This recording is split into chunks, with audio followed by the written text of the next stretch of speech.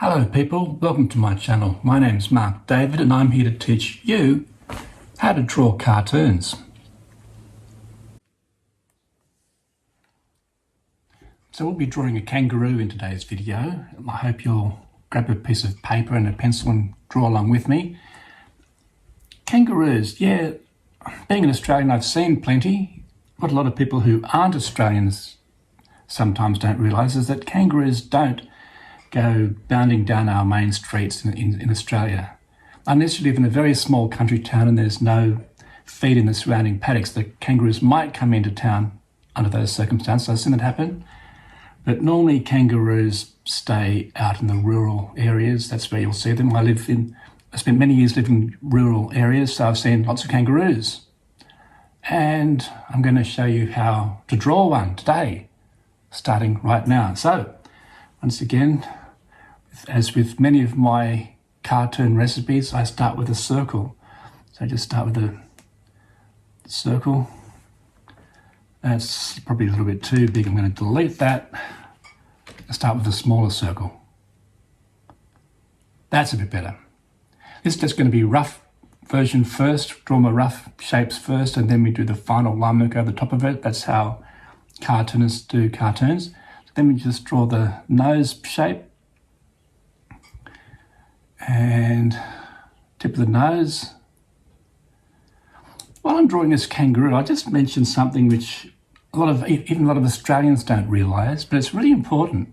Draw the eye. And that is that kangaroos can be very badly harmed by feeding them bread. It's true. People think that here's the math. People think that all animals love bread. Well, a lot of animals like eating the stuff, but it's really not good for them. With kangaroos, they lack an ability to clear it out of their gums and teeth after they've been eating it. So they get this gooey mass caught up in their gums.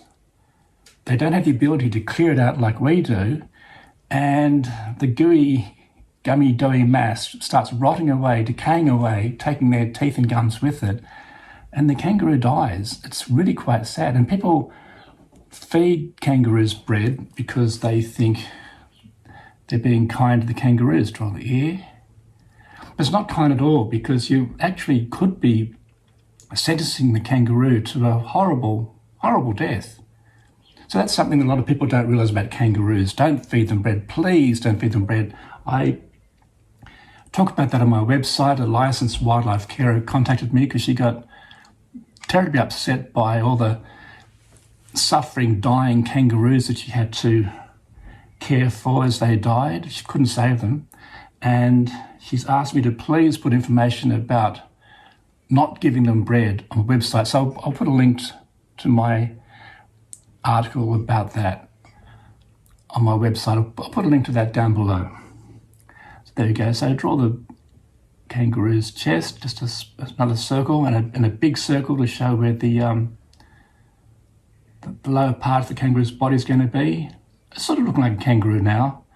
We can join these two together and along the back.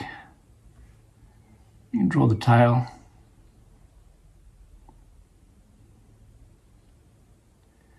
Yeah, kangaroos, beautiful animals. I used to see lots of them. A lot of people don't realise also that kangaroos can get quite big. I'm 6'3" tall, and an eastern grey kangaroo buck or a red kangaroo buck can stand much taller than me.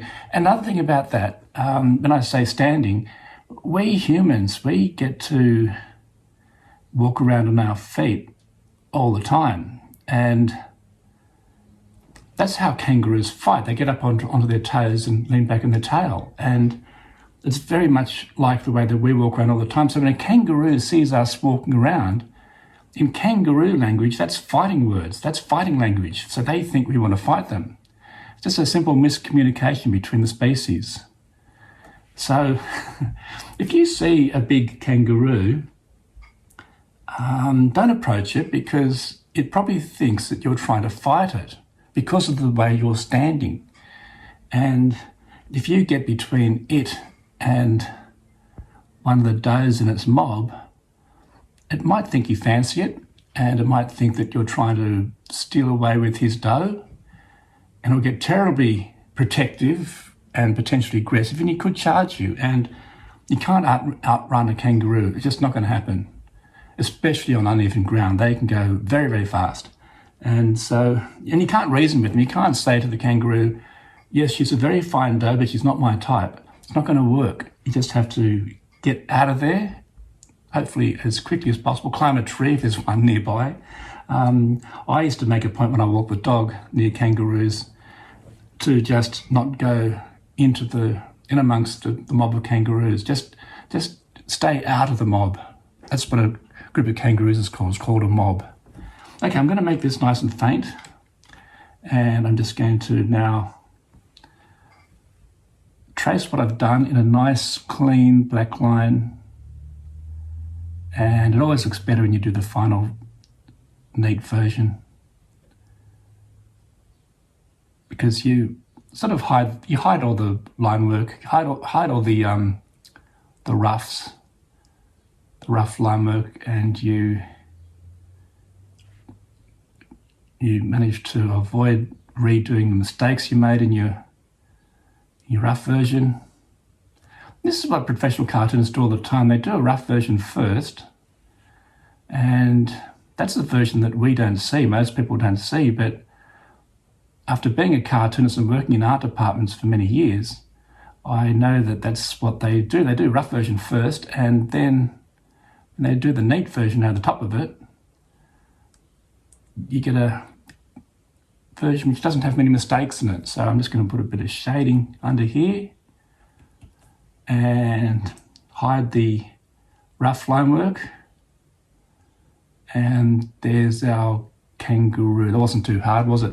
So, folks, I look at my statistics, and I'm well on the way to, I'm on the way to 1 million subscribers now, because I've got 17 subscribers, which means I've got only 999,983 subscribers to go before I hit the magic 1 million.